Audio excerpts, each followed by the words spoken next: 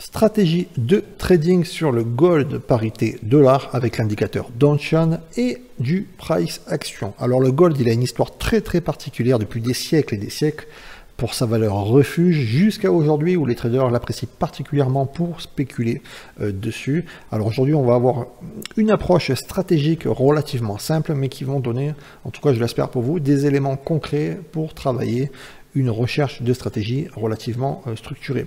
Alors, avant de parler de quoi que ce soit, je tiens à vous rappeler que la pratique et l'activité du trading est une activité extrêmement risquée.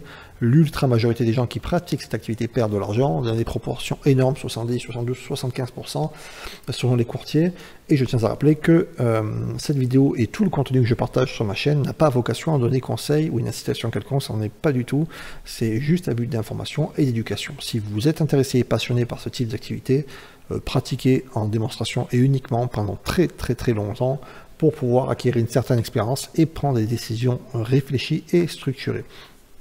Alors, on est sur l'actif gold parité dollar. J'ai appliqué un graphique en temporalité H1, qu'on peut voir ici en haut à gauche, et avec une représentation avec des chandeliers japonais qui est fourni par défaut.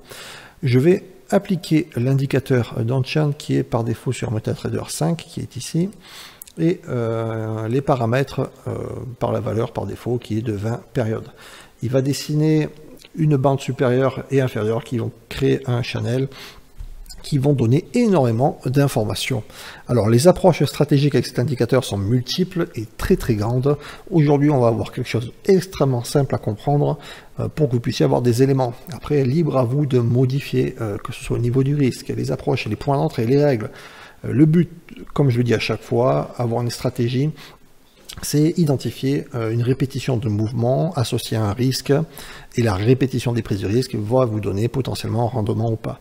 Donc forcément sur un graphique arrêté, sur une période, sur un certain nombre, va vous donner une fenêtre, une idée de ce que ça peut potentiellement représenter, projeter en avant, etc. Alors, pour cet exemple de cette vidéo, je vais choisir de vous montrer une petite fenêtre de tir qui est du début juillet 2024 et quelques éléments. Ça ne représente en soi ni la valeur de la stratégie, ni de l'approche, etc. Il va falloir un certain nombre de périodes de prise de risque répétées sur graphique arrêté pour déjà avoir un visu sur ce que potentiellement ça peut représenter ou pas.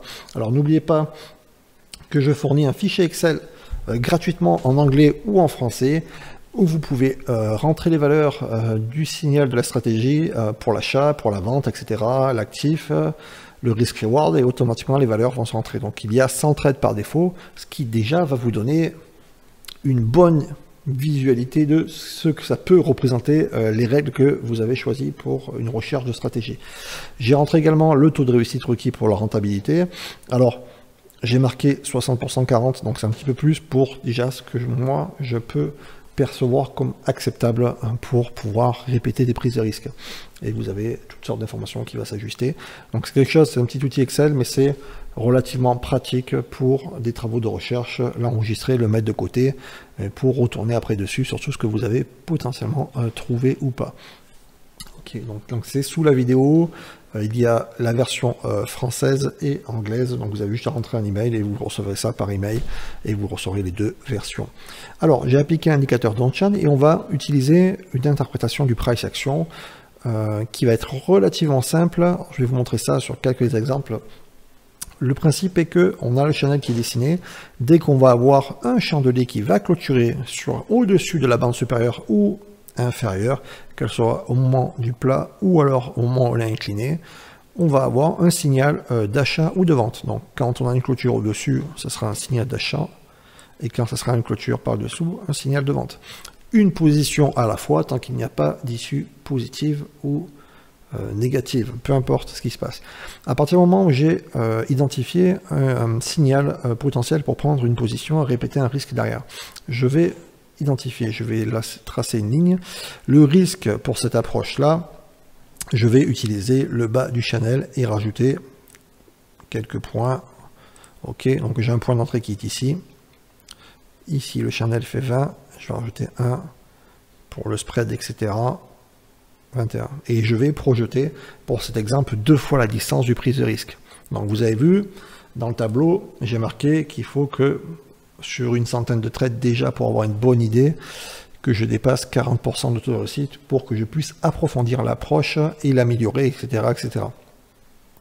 Ok, prise de risque 21 et je vais projeter en avant. Donc là on voit largement ça y va. L'issue de cette position est favorable, donc j'ai une position, une prise de risque avec une issue favorable avec un risque de 1 pour 2. Donc il est tout à fait possible de rechercher sur 1 pour 1, 1 pour une fois et demi, etc.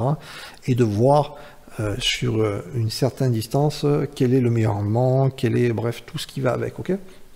À savoir que ce soit sur du H1 ou d'autres temporalités, l'approche peut être complètement différente pour avoir quelque chose qui peut être potentiellement acceptable.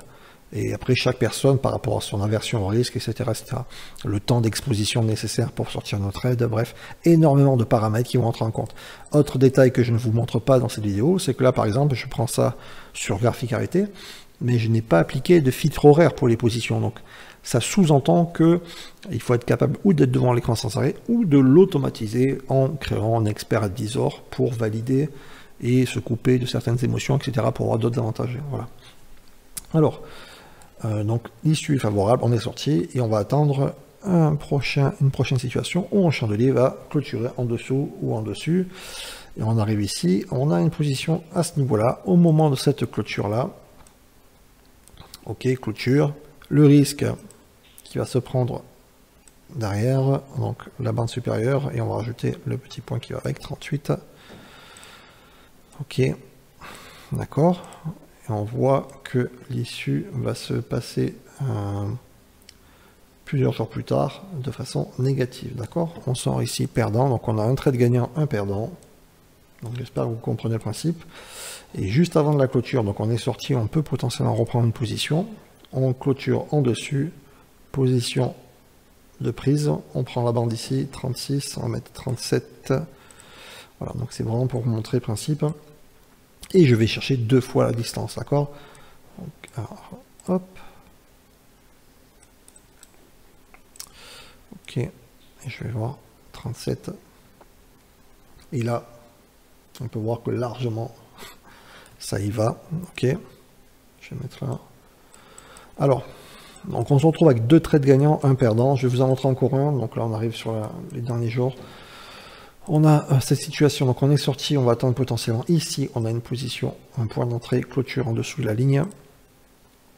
Donc alors attention, en dessous de la ligne, pas que les plats, je prends en compte toutes les lignes, hein, de partout où qu'elles soient. Ok. Bande 28, 29. Et là on peut voir, même ça besoin d'aller chercher, on peut voir la distance, etc. Qu'on a largement tout, et donc on se retrouve avec 3 trades gagnants, un perdant. Donc alors attention, premièrement, ce n'est pas cette petite fenêtre de temps qui va vous montrer une stratégie qui peut être intéressante ou pas, pour la simple et bonne raison que vous pouvez regarder un mois avant et c'est tout le contraire qui se passe. Il faut regarder déjà un certain nombre de trades sur graphique arrêté, sur un certain recul, pour déjà avoir une approximation, ou du moins une idée de ce que ça peut potentiellement représenter, tout en sachant que projeter en avant sur le temps, ne correspondra pas forcément, mais vous avez déjà un certain cadre qui vous donnera quelque chose de plus cohérent. Donc voilà.